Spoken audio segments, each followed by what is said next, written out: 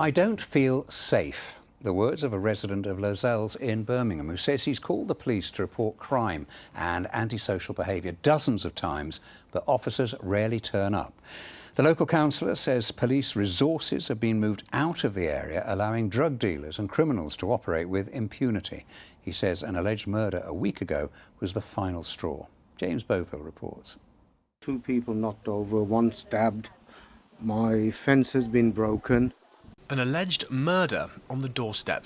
Mahmood Iqbal from Hunters Road in Lozells is awoken in the middle of the night to a heavy police presence. This is absolutely out of control, mate.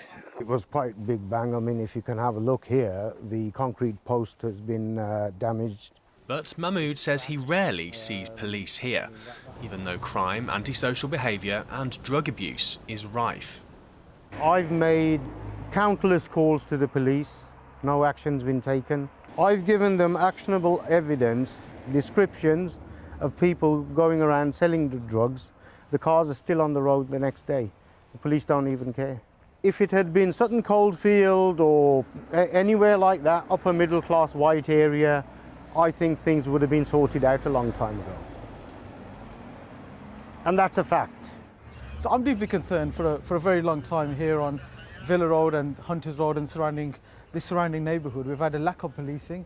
Councillor Waseem Zaffar grew up in Lozells. He says a specific police impact team for the area was making progress, but that officers are now expected to cover a much wider area, leaving Lozells feeling neglected.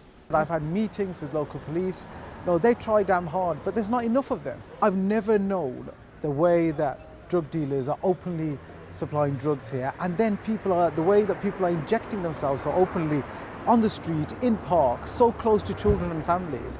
This is not something that anyone should be able to, should want to live next to or should have to live next to.